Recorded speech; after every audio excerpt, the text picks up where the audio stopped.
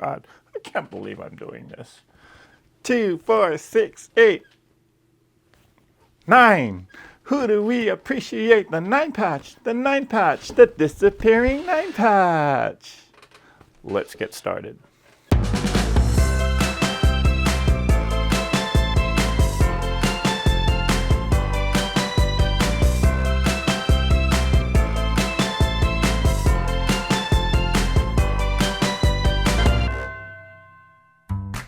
Oh my goodness, I cannot believe I did that. Well, I hope you enjoyed that introductory bit.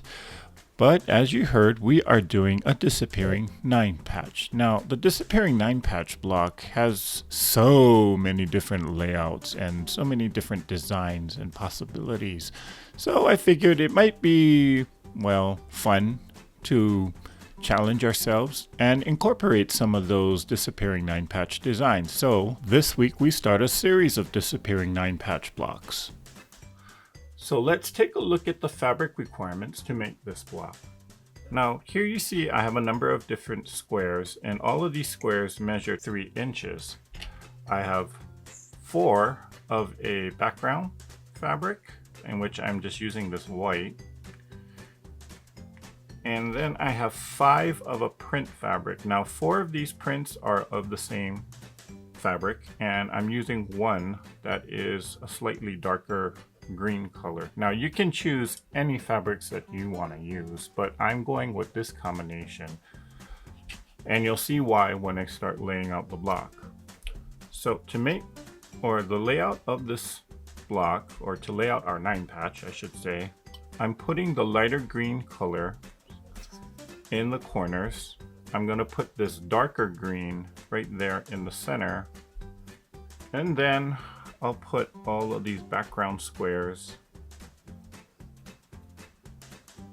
to fill in the empty spots. Now what's going to end up happening when we create this block is these background squares, well, they're going to look like you put sashing in the block. Then this center square is going to look like you also included a cornerstone. Let's get this 9 patch sewn and let's get this block started. Okay, so here I have chain pieced at least the first 2 columns, and I'm gonna press this over to, or I'm going to finger press all of the seam allowances to the darker print fabric for now. So we'll press this one to the left, this will go toward the center here, and then I'm going to flip this one to the right.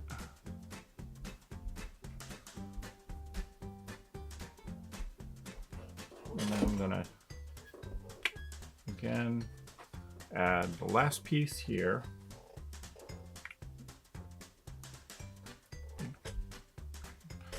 So let's take this.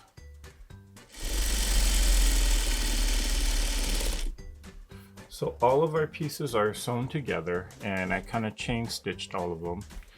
And now I'm gonna press the seam allowance toward the darker fabric here.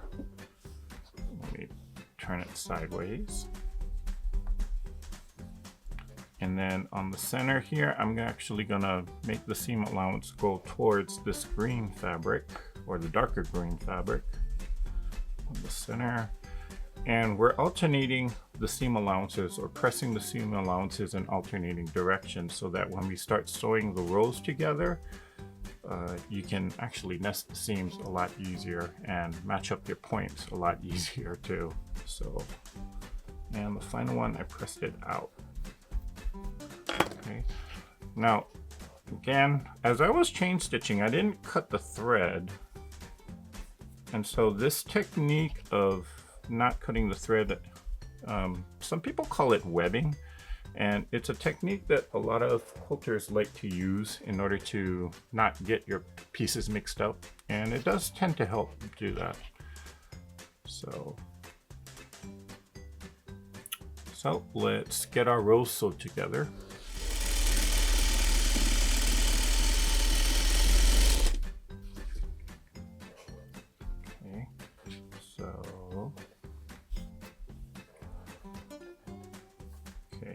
seems a little off. I'm gonna actually redo that. Yeah, that's a little embarrassing. Doing a little bit of repair work now. So I'm not gonna resew the whole thing. I'm just gonna take it out from a little bit past this seam here.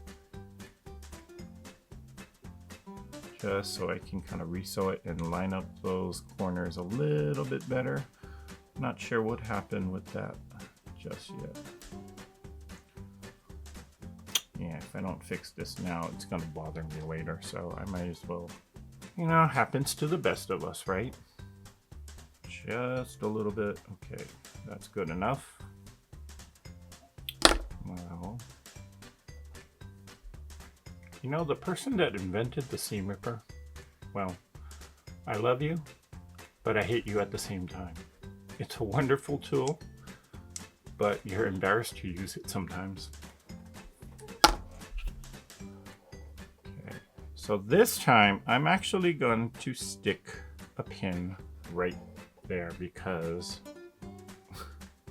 if you like it, then you should have stuck a pin in it. Now, let's try this take 2 this time. I am going to reset this and I'm going to start sewing, or I'm going to overlap the stitches just a little bit so that the block is, or that these pieces are secure, and sewing right back on that line, coming up to the pin, taking the pin out. Now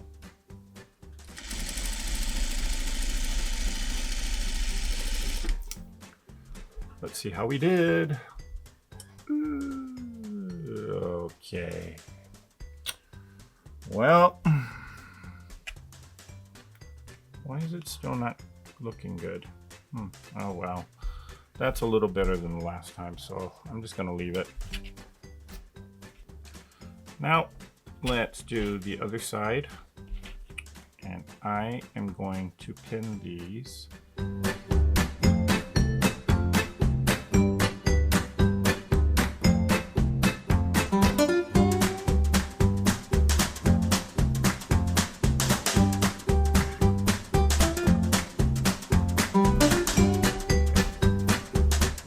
So on this block here is our 9 patch, and I'm gonna try and get our seams as flat as I can because this block does tend to have bulk in the seam allowances. So what I'm gonna do is I'm actually gonna press these seams here. I'm gonna press them open just so that the block can lay flat. So when you're sewing the squares, you can press them over to one side. Press the outer rows out towards your corners. Press the middle row in towards that center. But when you sew the rows together, I suggest you kind of press them, or press the seam allowances open. Again, just to deal with the bulk. Or if you want to, you can spend the time spinning the seams at each of the 4 corners here in the center. But yeah, I just don't feel like doing that today. So here is our 9 patch block, and what we're gonna do now is I'm gonna take this to the iron, get the seam allowances, or get this block pressed down flat, and we'll cut this up and make our disappearing 9 patch. Relax, it's just water this week, guys. Although, my doctor said that my A1C numbers or my blood sugar levels are dropping, so whatever I'm doing, he said keep it up. Of course, my taste buds are paying for it. But at least now I can introduce a little bit more fruit. Not just any fruit though. Maybe, just maybe, we can introduce cranberry back. Fingers crossed. Oh, I can't even cross my finger. My God. Okay. Fingers crossed. Okay, so here is our 9 patch all sewn together. And again, how I press the seam allowance is when I was sewing the squares together, the outer 2 rows I press the seam allowances towards the corners, but that center row, I press the seam allowances in toward that center square. Then when I sew the rows together, I press the seam allowances open. And this is just to help manage the bulk in the seams. Now when you get your 9 patch all sewn together, it should measure about 8 inches. And if it's a little too big, just square it up to 8 inches. Now, since we know that this block is 8 inches, half of 8 inches is 4, right? So what we're gonna do is we're gonna cut this block in half vertically and horizontally. And how we're gonna do it is I'm going to take my ruler and I'm gonna put the 4-inch mark, which is this black line here, right on the edge of the fabric or on the edge of the block. And so here's my 4-inch mark right there in line. What I could also do is this marking, I don't know if you can see it in the camera, you could also mark 1 1/2 or 1 1/4, put that right here on the seam. Okay, why the 1 1/4? This center square, this should be 2.5 inches. Yep, 2.5 inches. Half of 2.5 is 1 1/4. So if I were to line up my 1 1/4 line here, the edge of the ruler should be right dead center of this block. Just so that I can have multiple checkpoints. The entire block is 8 inches, so I'm gonna, in order to cut it in half, I'm gonna line up the edge of the block right on my 4-inch mark. And just to make sure that I got the ruler and everything lined up correctly, I'm gonna double check to make sure that this 1 1/4 inch mark is right there on the seam. Everything looks good, so I'm gonna just cut it vertically. And I can turn it around or do a 1/4 turn. And I shifted the fabrics a little bit. Now, if you do have a rotating mat, that's where this is a situation where you might want to take that out. I just couldn't find where my rotating mat is today. If it's not Jack, it's the rotating mat. Go figure that. But even if you don't have a rotating mat, you could use a smaller mat. Making sure that my 4-inch line is right here on the edge of the fabric, so it's a little bit off there. And the 1 1/4 is lining up right on the seam here. It's about as close as I can get it for now, so let's cut it. We cut the entire 9 patch into 4 separate pieces, and this is when we can start to have fun. But this block, you know, it brings up a very interesting question, and I think I may have asked this question in a past video, but it's been a while, and there's been a lot of newer subscribers. So let's ask this question again. How do you actually press your seam allowances? Do you prefer to press them over to one side, or do you prefer to press them open? Or do you just follow whatever the pattern tells you or whatever someone tells you to do? You know, I do a combination of pressing the seam allowances open or pressing them over to one side, as you just saw me do with this block. And the reasoning behind that is to just, well, sometimes on certain blocks you need to deal with the bulk that the seam allowances add. And so I like to, in those situations, I like to press the seams open. But sometimes, you know, you just want to get the block done really quickly, and so I just press the seam allowance over to one side. And in certain situations, because the block is teeny tiny like this. Now this, for perspective, is 2.5 inches in size. You know, when it's small like this, yeah, those seam allowances can add a lot of bulk, in which a lot of times I'll just press it open. In this case, I just pressed it over to one side and then spun the center seam. But the decision to press the seam allowance open, press it over to one side, open to the side, open to the side, open down the middle. Well, I mean, that's a personal choice, but sometimes it really does matter how you press your seam. And it's a debate among quilters that I've seen, oh my gosh, I've seen World War III break out, literally. You know, I was at a guild meeting once and someone had asked a question, did you press your seam allowance open or did you press it over to one side?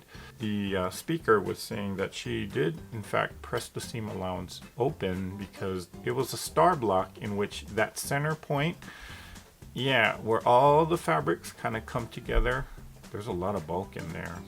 And the person that asked the question, as soon as the presenter said, oh, I pressed the seam allowances open, oh my goodness, she just went there and kind of started yelling and screaming, you're not a good quilter, you're a bad quilter, you don't know what you're doing, you're not supposed to press your seam allowances open, your quilt's gonna fall apart. And we literally had to take her out of the room to calm her down. It's a big debate among quilters, and some of these, or some of the factors surrounding it, I mean, they're just myths. They haven't been proven true just yet. Now, I do know from a long arming, or if you're a long arm quilter, you might have a different perspective on it, because if you want to do or if you want to stitch in the ditch on a certain quilt, long arm sewing machines use a much thicker needle. Now, it's not this thick, but, well, I almost did something very vulgar there. Ooh. Long arm machines use a much thicker needle. And sometimes if you have your seams pressed open and your long armer is doing some ditch stitching or ditch quilting, sometimes that needle hits a very lucky spot and it catches the thread and breaks the thread. So I do find that there is some truth to having when you press your seam open, if you're gonna long arm quilt it, there could be some problems or issues with that. But for the most part, if you're gonna do free motion quilting on a regular domestic machine, I haven't heard any issues of that. So what do you think of this situation? Especially for you experienced quilters, and if you're a long arm quilter, I'd like to hear your opinion on this issue. Do you press your seams open? Do you press them over to the side? Have you noticed any difference between doing one over the other? Put a comment down below. Let everybody know. Let's kind of share our knowledge on that.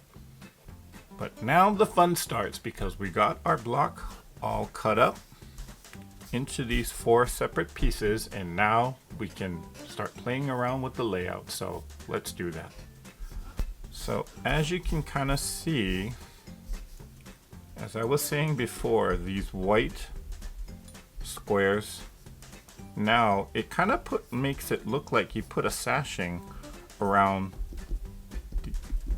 the corners here.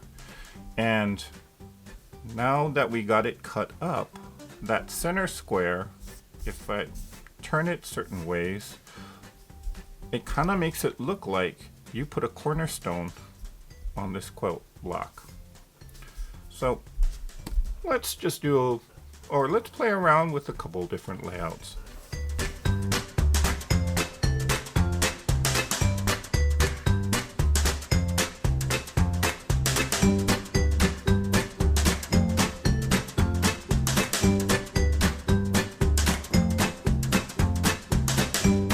I did find an app Now, if you are interested in this, there is an app that is called Instagram Layouts, and what it does is it's a free app, and you do not have to have an Instagram account. But what you can do with it is you'll take a picture of the block. Okay, so I'm gonna take a picture of this block because I'm kind of curious as to how this particular layout is gonna look if I make it into a whole quilt. So I can take a picture and get as close as you can, and I can use the app to actually get an idea as to how the block will look if I make it into a full quilt. Okay, but let's go with my original plan and let's do this layout here. So let's get this block sewn.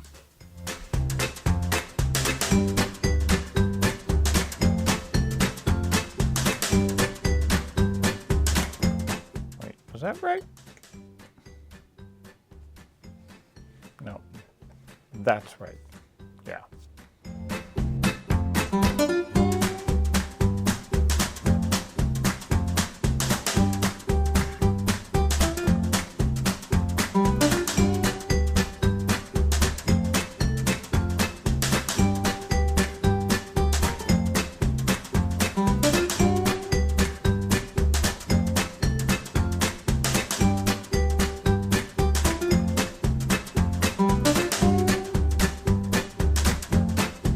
We have our block sewn. Let's get the seams nicely pressed and let's call this block done. And here is our disappearing 9 patch block. Now the block should measure around 7.5 inches. Well, I squared up mine to 7.5 inches.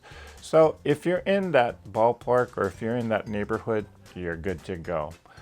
Now, if you want to get a jump or a head start towards the next maybe 2 or 3 weeks, well, we're going to be doing a whole series of these disappearing 9 patch blocks. So get out your fabric yardage or get out some fat quarters and just start cutting 3-inch blocks because you'll be ahead of the game for the next couple of weeks. Now I like how this block kind of turned out, and well, let's see next week as to how we slice and dice it again. Well, that's it for this video. I hope you enjoyed making the disappearing 9 patch. And don't forget that we do have the ongoing campaign of One Step Forward.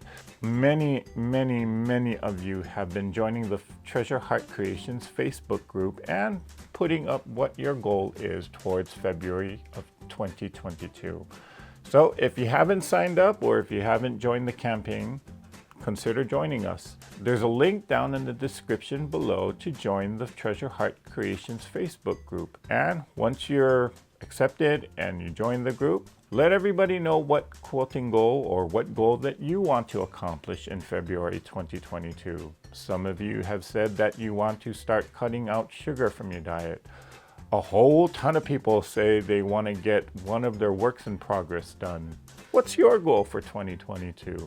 There will be a special prize for those that complete their goal. Now for details, again, I'll be posting a video within the Treasure Heart Creations Facebook group giving specific details as to how to enter that giveaway. So sign up, use the link down below and sign up for the group. Well, that's it for this video. Now go out and create something. Thanks for watching. If you like this video, hit the thumbs up and subscribe to the channel. Hit the bell for notifications on when I upload the next video. Put a comment down below saying what you liked or maybe even what you didn't like. And join the Facebook discussion group at Treasure Heart Creations. You can post pictures of the blocks that you created or just scroll through and gather inspiration from other Treasure Heart Creation group members. And from time to time, there are giveaways exclusively for Treasure Heart Creation group members. So use the link in the description box below to sign up. If you're on Instagram, post pictures of the blocks that you're working on using the hashtag THC5252. Well, that's it for now. Now go out and create something.